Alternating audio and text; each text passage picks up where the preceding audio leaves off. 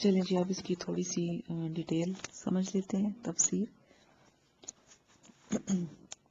مَثَلُ مَا يُنْفِقُونَ فِي هَٰذِهِ الدُّنْيَا، ان کافر لوگوں کی، کفار کی بات ہو رہی تھی نا، اوپر ہم نے پڑھا تھا کہ وہ لوگ کہ جنہوں نے کفر کیا، ان کی مال اور ان کی اولاد جو ہے وہ اللہ تعالیٰ سے بچانے میں ان کی کوئی مدد نہیں کر سکیں گے، کسی کام نہیں آئیں گے، اور یہ لوگ جو ہیں یہ دوزخ والے ہیں اور اس میں ہمیشہ رہیں گے۔ تو اسی کو کنٹینیو کیا جا رہا ہے اور بتایا جا رہا ہے ایک مثال کے ذریعے سے کہ یہ جو کافر لوگ ہیں جو کچھ بھی یہ دنیا کی زندگی میں خرچ کرتے ہیں اس کی مثال کیا ہے؟ کمثل ریح فیہا سر اصابت حرث قوم، یعنی کہ ان کی مثال اس ہوا کی طرح سے ہے کہ جس کے اندر شدید سردی ہو، پالا ہو، اور یہ ہوا ایسے لوگوں کی کھیتی پر آ جائے۔ کن لوگوں کی؟ قوم ظلموا انفسہم فاہلکتہ، ایسے لوگوں کی کھیتی پر کہ جنہوں نے اپنے آپ پر ظلم کیا کفر کر کے، اور وہ ان کی کھیتی کو بالکل تباہ و برباد کر دے۔ وما ظلمہم، اور وما ظلمہم اللہ ولکن انفسہم یظلمون، اور ایسے لوگوں پر اللہ ظلم نہیں کرتا بلکہ وہ خود ہی اپنے آپ پر ظلم کرتے ہیں۔ تو یہاں پر جو بات بتائی جا رہی ہے وہ کیا ہے؟ ایک اصول ہے کہ دنیا میں انسان جو کچھ عمل کرتا ہے یا جو بوتا ہے دنیا کی کھیتی میں، تو اس کو وہ آخرت میں وہ کاٹے گا، جو اس دنیا میں بوئے گا وہ آخرت میں کاٹے گا۔ مگر اس بونے میں، یعنی وہ جو کھیتی تیار کرنی ہے، اس عمل میں جو آخرت میں کٹائی ہے اس کے لیے کچھ شرائط ہیں، اور وہ شرائط کیا ہیں؟ وہ یہ ہیں کہ یہ چیز سامنے رکھی جائے کہ جب بھی کھیتی بوئی جائے تو اللہ اور روز آخرت پر ایمان، یہ شرط ہونی چاہیے کہ جو بھی کام کیا جائے وہ اس جب بھی کیا جائے تو اس میں ایمان شامل ہو، خلوص نیت، یعنی کہ اس میں کوئی ریاکاری نہ ہو اور اخلاص ہو، تو تب اس کام کو اللہ تعالیٰ قبول فرمائیں گے۔ اور پھر اگلی چیز ہے اتباع کتاب اور سنت، یعنی کہ وہ جو بھی کام کیا جا رہا ہے وہ اس طریقے اور اس پیٹرن پر ہو کہ جو شریعت کے مطابق ہو، کہ جو طریقہ نبی صلی اللہ علیہ وسلم نے ہمیں بتایا ہے۔ تو یہ دو چیزیں جس عمل میں ہوں گی وہی عمل قابل قبول ہے۔ ایک تو وہ عمل خالص اللہ تعالیٰ کی رضا کے لیے کیا جائے، اور دوسرا وہ عمل اس طریقے پر کیا جائے جو طریقہ ہمیں نبی صلی اللہ علیہ وسلم نے بتایا ہے۔ اگر کوئی نیکی کی جاتی ہے اور وہ اخلاص کے ساتھ بھی ہے، اللہ کی رضا حاصل کرنے کے لیے بھی ہے، لیکن اس کا طریقہ کار وہ نہیں ہے جو کہ نبی صلی اللہ علیہ وسلم نے بتایا ہے، تو پھر وہ عمل قبول نہیں ہوگا۔ یا اگر کوئی کام جو ہے وہ ہم کرتے تو اسی طریقے پر ہیں کہ جیسے جو نبی صلی اللہ علیہ وسلم نے بتایا ہے، لیکن اس میں ریاکاری آ گئی، اس میں کوئی اور ایسی چیز آ گئی، وہ خالص اللہ کے لیے نہیں ہے، ایمان اس میں شامل نہیں ہے، تو تب بھی وہ قابل قبول نہیں ہوگا۔ تو یہاں پر کفار کا چونکہ ذکر ہے، تو کافروں کی جو نیک عمل ہیں وہ کیوں برباد ہو جاتے ہیں، اس کے بارے میں یہ بتایا جا رہا ہے کہ ان کے جو نیک عمل ہیں، ان کے نیک اعمال کی جو کھیتی ہے، ان کے کفر کو یہاں پر کہا گیا سخت سرد ہوا، کوہر، ان کے کفر کی کوہر نے ان کے نیک اعمال کو تباہ و برباد کر کے رکھ دیا،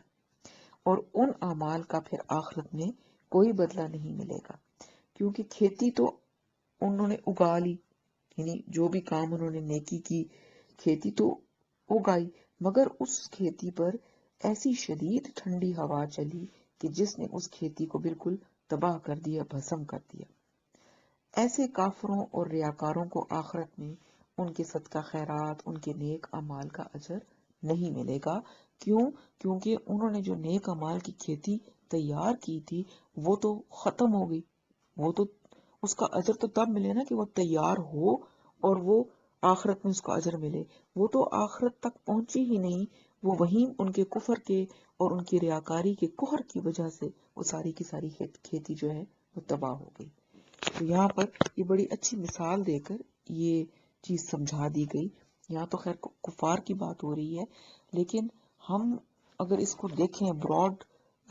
پرسپیکٹو پر کہ اگر مسلمان ہوتے ہوئے ہمارے بھی جو نیک اعمال ہیں وہ ان دو شرائط کو اگر پورا نہیں کریں گے تو وہ قابل قبول نہیں ہے. اس لیے ہمیں بھی یہاں پر محتاط ہو کر، کیونکہ قرآن تو سب کے لیے ہے نا، تو ہم نے بھی دیکھنا ہے کہ کہیں ہمارا کوئی نیک عمل جو ہے وہ ضائع نہ ہو جائے. تو ہم بھی اپنے ہر عمل کو ان دو چیزوں کے اوپر رکھیں کہ ایک وہ خالص اللہ کے لیے ہو اور دوسرا وہ نبی صلی اللہ علیہ وسلم کے بتائے ہوئے طریقے کے مطابق ہو، تبھی ان اعمال کا اجر ہمیں آخرت میں ملے گا. اور پھر فرمایا کہ ان لوگوں پر اللہ ظلم نہیں کرتا بلکہ وہ خود ہی اپنے آپ پر ظلم کرتے ہیں. یعنی کہ کوئی بندہ جو ہے وہ نیک اعمال بھی کرتا ہے اور پھر اس کے نیک اعمال ضائع ہو جاتے ہیں، تو کہیں انسان کے دل میں یہ نہ جائے کہ اللہ تعالیٰ نے بڑی زیادتی کر دی یا ظلم کر دیا. تو فرمایا کہ اللہ ظلم اور زیادتی نہیں کرتے، ان لوگوں نے خود اپنی جانوں پر ظلم کیا کفر کر کے، یعنی خود اپنے آپ کو سزا کا حقدار بنایا. تو یہ ظلم تو انہوں نے خود اپنی جانوں پر کیا، اللہ تعالیٰ نے ان کے اوپر کوئی ظلم اور زیادتی نہیں کی. اچھا آگے ہے جی ایک نیا ٹاپک آیا، یا ایھا الذین آمنو، اے ایمان والوں، یعنی وہ لوگوں جو کہ ایمان لے آئے ہو، لا تتخذوا بطانۃ من دونکم، نہ تم بناؤ رازدار دوست اپنے سوا، یعنی اپنوں کے سوا، لا ینالونکم خبالا، وہ تمہاری خرابی کے لیے کوئی کسر نہیں اٹھا رکھیں گے، ودو ما انتم، وہ تو چاہتے ہیں کہ تم مصیبت میں پڑ جاؤ، قد بدت البغضاء من افواہہم، ان کی جو دشمنی ہے وہ ان کی زبانوں سے، ان کے چہروں سے بے اختیار ظاہر ہوتی ہے، وما تخفی صدورہم اکبر، اور جو کچھ وہ اپنے دلوں میں چھپائے ہوئے ہیں وہ اس سے بھی بڑا اور اس سے بھی شدید تر ہے. قد بینا لکم الآیات ان کنتم تعقلون، ہم نے تمہیں واضح ہدایات دے دی ہیں، اگر تم سوچو گے تو تمہیں پتہ چل جائے گا، یعنی کہ تم اگر عقل رکھتے ہو تو تمہیں ہماری آیات جو کہ ہم نے کھول کھول کر بیان کرنی ہے سمجھ آ جائیں گے. یہ اصل میں خطاب جو ہے وہ انصار مدینہ سے ہے، یعنی کہ مدینہ کے جو انصار تھے ان سے. انصار کے دو بڑے قبیلے مدینہ میں آباد تھے، اوس اور خزرج، آپ کو پہلے بھی کئی دفعہ ان کا ذکر آ چکا ہے. اور اسی طرح سے مدینہ کے ارد گرد یہود کے بھی 3 قبیلے آباد تھے.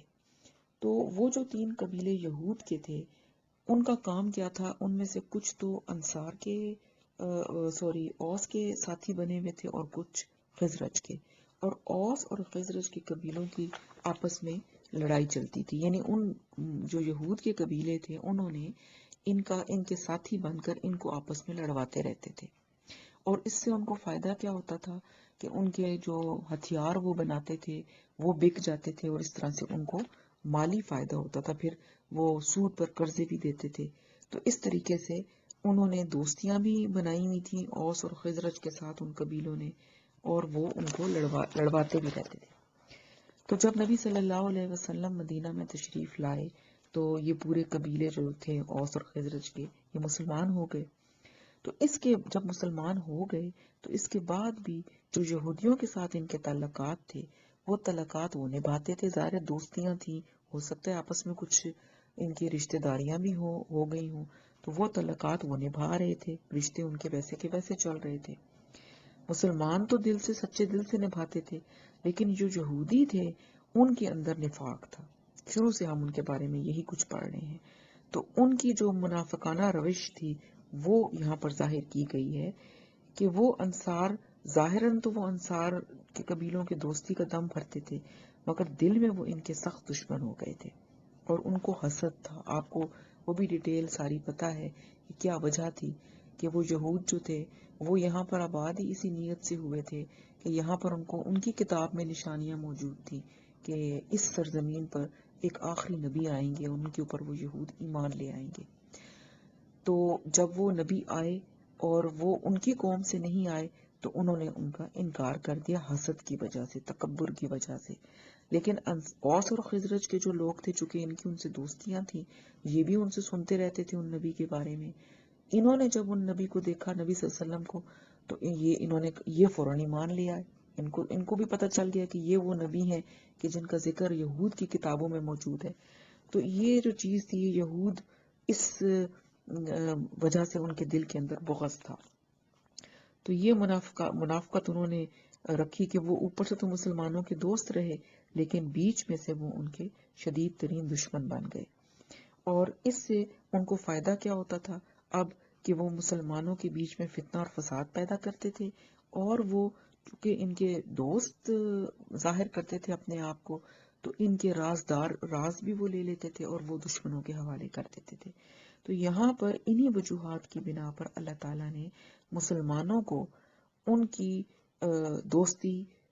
سے منع فرمایا کہ ان کے ساتھ، غیر مسلموں کے ساتھ ایسی دوستی کہ جس میں آپس میں محبت اور راز و نیاز کی باتیں ہوں، وہ والی دوستی منع فرمائی گئی کہ غیر مسلم کے ساتھ نہیں رکھنی، بلکہ ایسی دوستی تم نے صرف اپنوں کے ساتھ رکھنی ہے، یعنی مسلمانوں کے ساتھ ہی تم اس طرح کی دوستی جو ہے وہ رکھ سکتے ہو. تو یہ حکم یہاں پر اس وجہ سے دیا جا رہا ہے.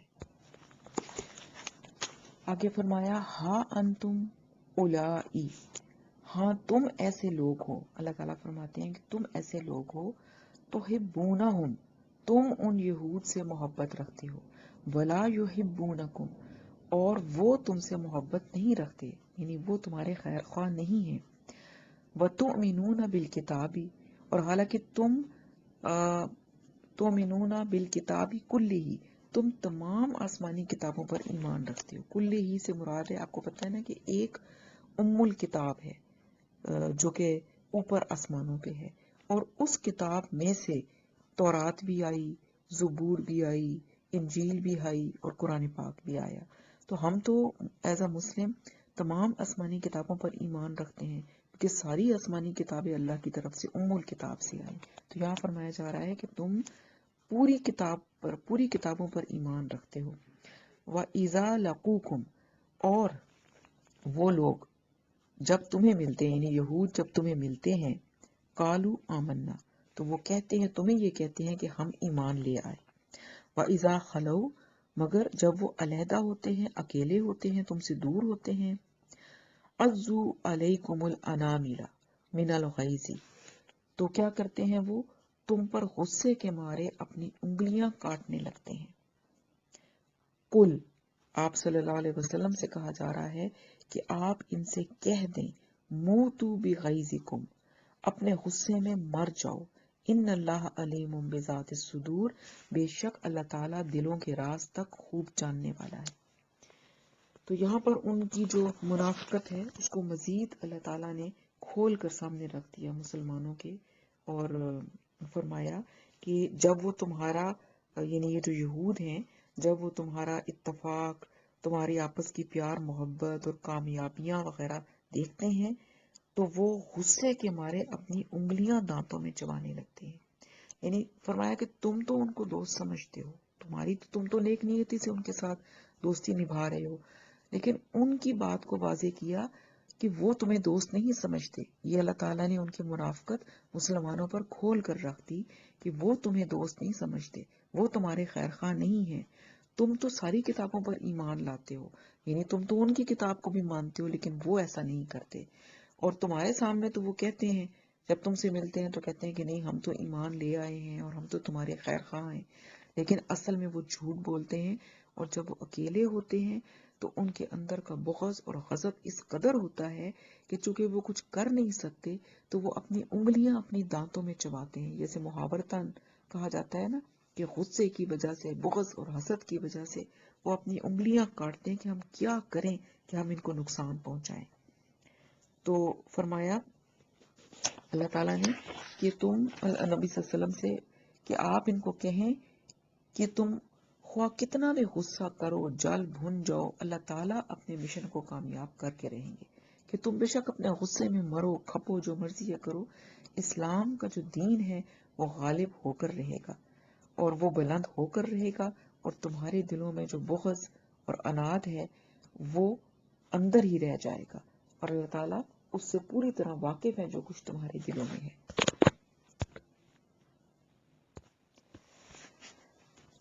ان تمسسکم حسنۃ تسؤہم، اب مسلمانوں کو خطاب کر کے اللہ تعالیٰ فرماتے ہیں کہ اے مسلمانوں، اگر تمہیں کوئی بھلائی پہنچ جائے تو وہ ان کو بری لگتی ہے، یعنی اگر کوئی کامیابی تمہیں حاصل ہوتی ہے، کہیں فتح نصیب ہوتی ہے، تو اس سے وہ بظاہر تو وہ تمہارے ساتھ ہوتے ہیں، لیکن ان کو اس سے بہت تکلیف پہنچتی ہے۔ وَإِن تُصِبْكُمْ سَيِّئَةٌ يَفْرَحُوا بِهَا، اور اگر تمہیں کوئی تکلیف پہنچے تو اس پر وہ اندر سے خوش ہوتے ہیں، یعنی اگر تمہیں کوئی گزند پہنچتے، کوئی عارضی شکست ہو جائے جیسے کہ احد میں ہوئی، تو اس سے پھر وہ بہت خوش ہوتے ہیں، یعنی ان کے دل کی کیفیت بتائی جا رہی ہے۔ تو یہ ظاہر کیا جا رہا ہے اللہ تعالیٰ نے بڑی ہی کھول کے ان کی منافقانہ روش کو مسلمانوں کے سامنے رکھ دیا تاکہ وہ ان سے محتاط ہو جائیں، کیونکہ وہ قبیلے جو یہود کے تھے وہ ان کو بہت نقصان پہنچا رہے تھے اندر ہی اندر سے دوست بن کر۔ تو یہاں پر ہمیں بھی دیکھنا چاہیے، میں یہ تو نہیں کہوں گی کہ ہم دیکھیں جی فلاں بندہ کیسا ہے، ہم نے اپنا جائزہ لینا ہے، اپنے آپ کو صحیح کرنا ہے کہ ہمارے اندر یا میرے اندر تو کوئی ایسی کہیں پر کچھ ایسا تو نہیں کہ میں کسی کے ساتھ بہت دوست ہوں اور جب اس کو کوئی تکلیف پہنچتی ہے تو میں خوش ہوتی ہوں اور جب اس کو کوئی خوشی ملتی ہے تو مجھے تکلیف ہوتی ہے۔ اگر ایسی فیلنگ میرے اندر ہے تو یقیناً مجھے اپنی اصلاح کی ضرورت ہے، اللہ تعالیٰ سے مدد مانگنی چاہیے کہ اللہ تعالیٰ میرے اندر سے یہ ساری اس طرح کی نیگیٹو فیلنگز کو ختم کر دیں۔ آگے فرمایا وَإِن تَصْبِرُوا وَتَتَّقُوا، اگر تم صبر کرتے رہو اور تقوی کی روش اختیار کرو، یعنی کہ بچ بچ کے چلو اللہ کی نافرمانی سے، لا يَضُرُّكُمْ كَيْدُهُمْ شَيْئًا، تو پھر کیا ہوگا، ان کی یہ ساری چالیں تمہیں کوئی بھی مستقل نقصان نہیں پہنچا سکیں گی۔ تو دو باتیں بتا دی گئیں، ان کی دشمنی اور ان کی سازشوں اور ان کی چالوں سے بچنے کے لیے دو باتیں بتائیں، صبر اور تقوی۔ صبر کرو، ان کی ایسی باتوں پر